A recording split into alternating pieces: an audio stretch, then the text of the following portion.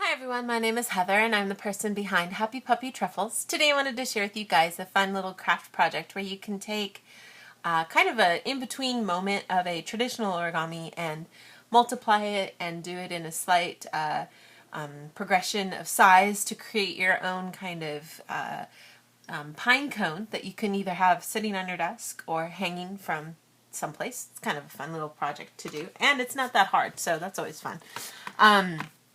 What I would recommend doing, this is kind of the piece we're working with here, and then you just kind of stack them up to create a cool little creation here.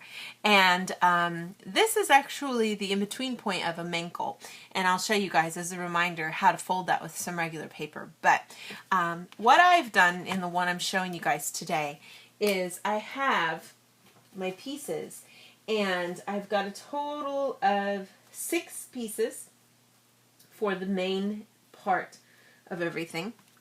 And basically what I did was I had them start at 15 centimeters by 15 centimeters, and then 13, and then 11, and 9, 7, and 5.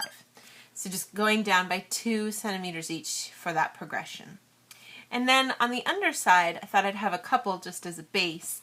And what I did is I just repeated the 7 and the 5. So I have 2 of those that I'll be using for the bottom part as well. And then I'm just going to use some yarn because that happens to be what I have. But, you know, embroidery thread would work good too, just to kind of connect everything. So I'll show you guys how everything kind of pieces together here. But let me just first start off by showing you guys how to make these pieces as a reminder. I'm just going to use a regular origami paper just so I can show you guys a little easier. I used some handmade paper from Korea for the stuff I was using. That's actually preferable because it's got color on both sides, so having some paper that's handmade like that or washi is a good thing to use. So, but as a reminder for this particular, for the beginning steps of the mankle, you want to start off by finding where a third is on your paper here. So I'll just roll my paper into an S shape until I can smush it down. And I'm actually going to work with the color side facing down here just so I can kind of show you guys better. But you just fold over based on that crease. Do the same thing on the other side too. Then I can just take everything, fold it in half diagonally to make a big triangle, and open it up and do the same thing going the other way as well.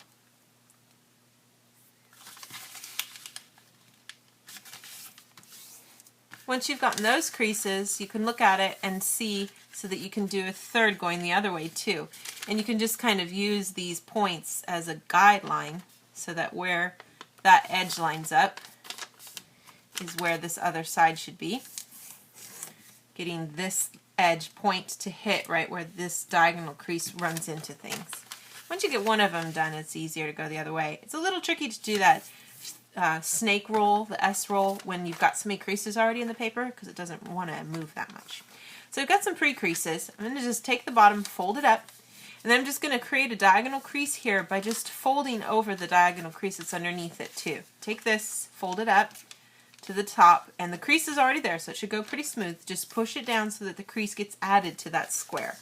I'm going to turn it 90 degrees and do the same steps for all 4 of these squares. So it's a pretty easy process because you're just using the crease that already exists to make an added crease to the square that you're working with. And then open everything up. And then I just want to go ahead, folding one of these sides over. You follow the creases you have, fold this part down, and you should get a tip that extends out here to the side. And then I can just turn 90 degrees, open part on that part where the crease is, and fold down again.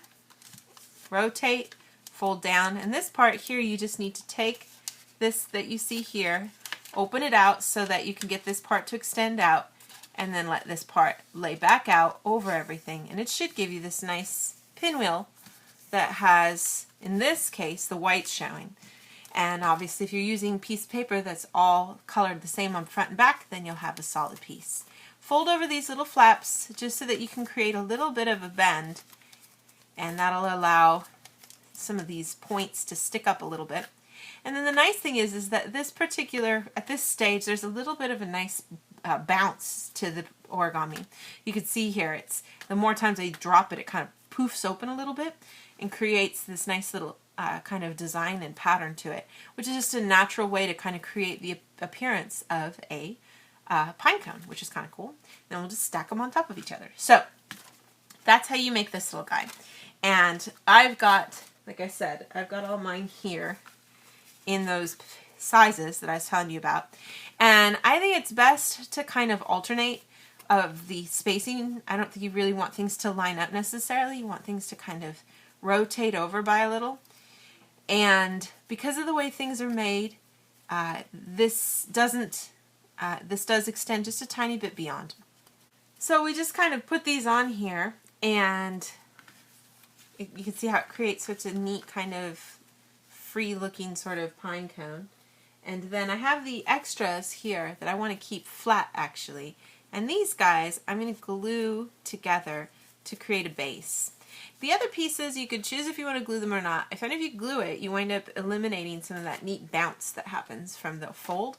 So I'm not going to do that for this, for the top part. But if you really want to keep things alternating, you can, but you might wind up getting a little bit more smooshed out kind of, you know, finished piece of origami. So I'm just going to go ahead and put the little bit of glue here so that I can kind of alternate where things are. And then this part can go on the bottom side.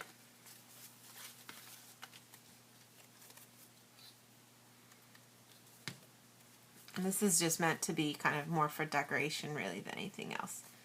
And you might not even see it depending on how you organize things. And then I can just take a bit of thread, or in my case I'm using yarn because I didn't have any brown embroidery thread, so I'll just use this. But you can just thread it through, and I'll use a nice thick needle to get this through here. But in the beginning, of course, everything's going to kind of fall apart, so don't worry about it too much as you do this. But we want to just get something started here and get the string going through. And then I'm just going to go through each of these.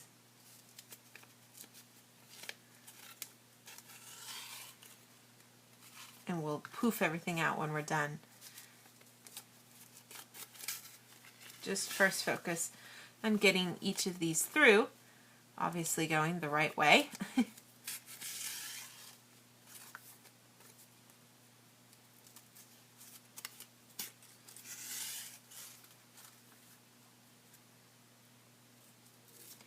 And then this, of course, is going to depend a little on how you want to hang things.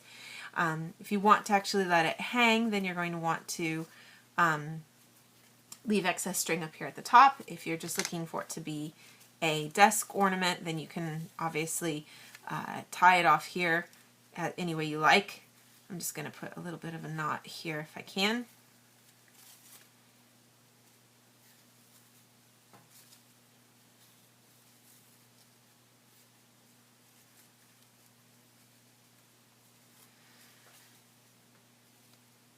And then you can just go through and take each one of these, and as a kind of effort to kind of poofing things out and getting things going the right way again, you might want to just go ahead and make sure that these edges are pushed up the right way, and that you're giving it a chance to kind of breathe by just giving a little pull on some stuff here. And I think it kind of helps to have a little bit of space between, so you can kind of keep this end not tied off into a knot yet, and give yourself a little chance to just create. You can kind of see here there's just a little bit of edge there that you're allowing for, so that things can kind of poof out a little bit, and you can hopefully keep the nice kind of feel of everything. So when you're finished, you get something like this. It's just kind of a fun little kind of creation. And I'm just going to go ahead and cut mine like so, so that I get a chance to kind of keep it out like this. But it's just meant to be for, you know, decorating a desk. You can also have it, like I said, hanging if you prefer. But just sort of a kind of simplified origami interpretation of a pine cone. I hope you guys can enjoy making some.